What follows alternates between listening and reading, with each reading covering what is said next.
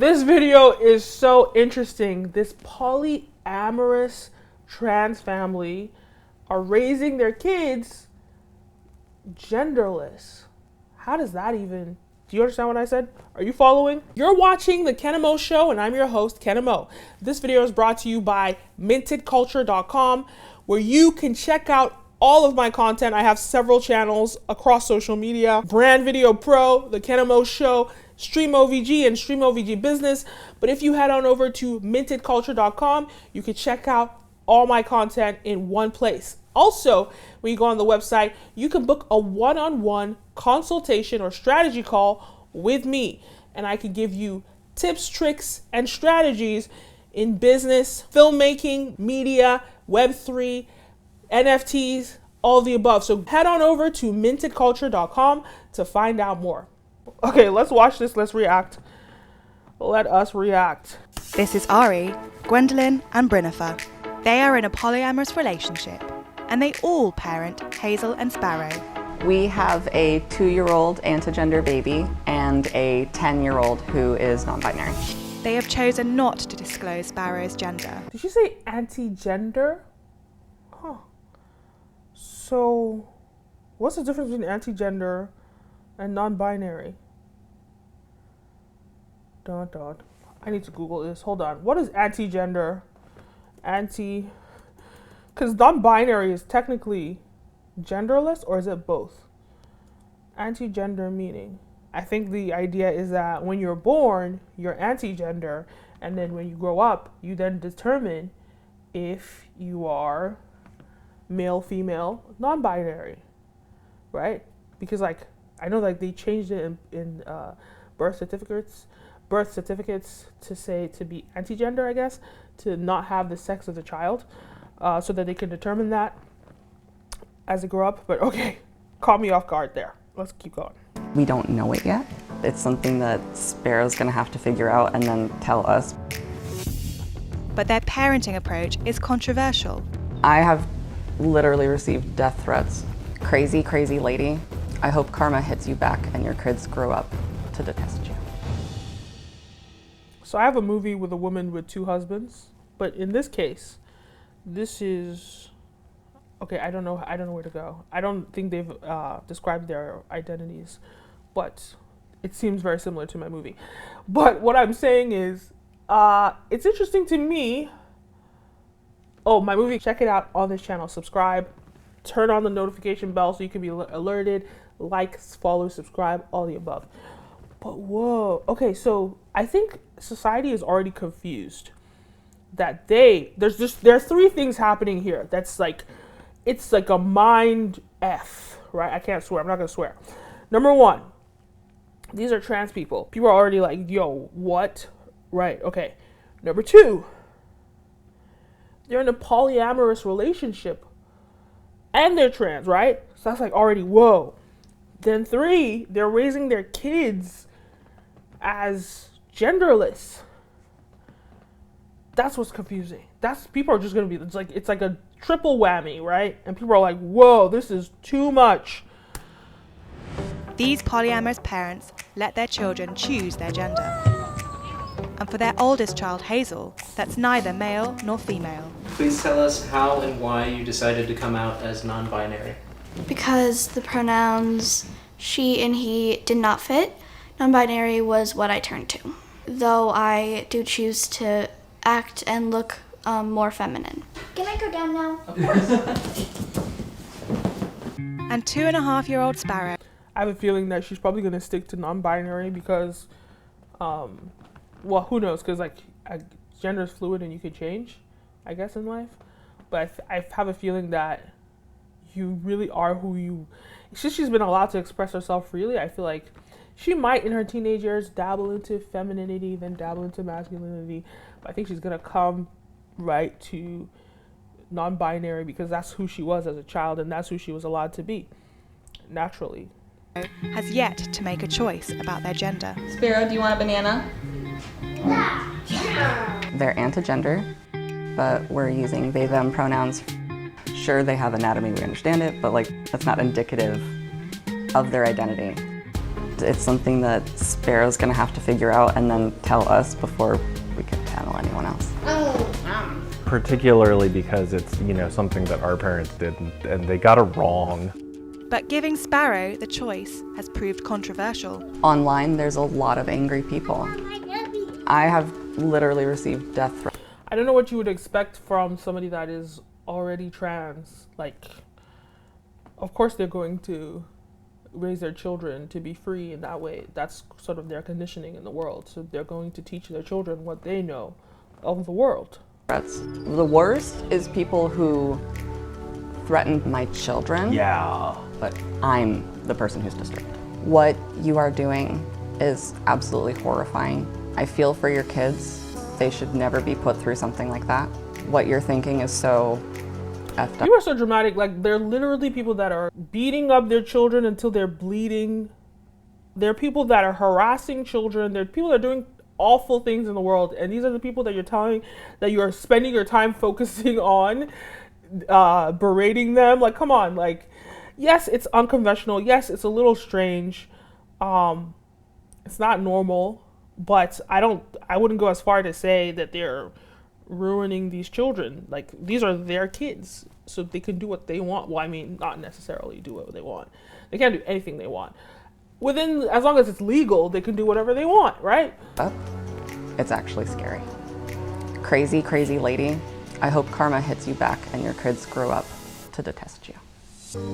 A lot of people, they say, how will your children know what a boy or a girl are if you don't teach them? Yeah. Or how will they know how to act? There's a lot of assumption that we're raising them without a gender and we're not giving them any information as to what gender is, when that's just not the case. It's funny because one of the main complaints that people say is children are too young to know their gender. That's why they have to be told what their gender is. And we're like, well, I think we agree on the source information. We agree children don't know yet, but how we respond to that fact is very, very different. Oh, the other one anyway, gosh. The parents educate their children differently from regular public schools. Hazel schools themselves. Hazel is very led in what they do. I basically just try to keep up with them. So typically, how many hours of study a day do you? What is so interesting to me is because it's a 3-parent household, only 2 of them actually need to work, or one or 2 of them. So like, there's actually an extra parent that can actually be the school teacher for the, and in addition to that, they've saved this kid from getting bullied in school because her situation is way too strange for it to be accepted in school. The school boards, the kids, the parents, they would go crazy. So they're lucky that all the backlash that they're getting is actually online and they don't have to answer to anyone. But in a real school, if they went to a school, these kids would be harassed, Do the kids do? Honestly, probably not more than 1 or 2 where we're at a table doing what looks like typical academics. The rest of the time, it's a lot more natural, fun learning. Do you have a pencil? We don't force them to homeschool. We did it because it's so funny because this is the part that's more shocking. Not the part that they're polyamorous, that they're transgender and polyamorous. That is a dynamic that they haven't even explored, which is so like unique. And let's talk about that. That's what I want to know about. Like, how is that even working? How is that dynamic working? But now people are focused on the children. They need a whole TV show for this. They need a reality TV show, really. time that's what they wanted, and we're always going to be following their lead on that. So it gets really confusing. I'm not gonna lie. Because like she said they, I thought she was talking about the 2 children. Before COVID-19 lockdown, Hazel and I had started talking about them integrating back into public school. And once lockdown is over, if that's what they want to continue to do, then we will 100% support them. I swear to you, I feel like she's intentionally using pronouns. There are ways to make sentences without using pronouns. I think she's intentionally putting pronouns in every word just so she can reinforce her gender or her non-binariness, right? I feel like she's overdoing it. It's overkill because there's too much they, them there in that sentence that could have been avoided. But hey. They may be different, but the family's biggest challenges So who's they? The family they, or they as an individual? Confusing. are the ones that all parents face. Now don't jump while you're drinking, you'll knock your teeth out.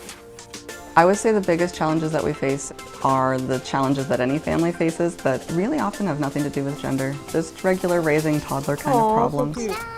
I think a lot of parents worry about ingraining that kind of gender performance very early, and for us it's a topic that just doesn't come up. Gender is a personal identity. Basically almost everyone on this planet are assigned a gender when we're young, and for most people that identity assignment works well enough and they find how to make it their own. For those of us who are transgender, that assignment, it was too radically different from what we felt we needed to express ourselves. And that definitely has influenced my views and opinions about gender. At the end of the day, what I think it is something that people get to decide on what it means to them, what it is, and how they express it.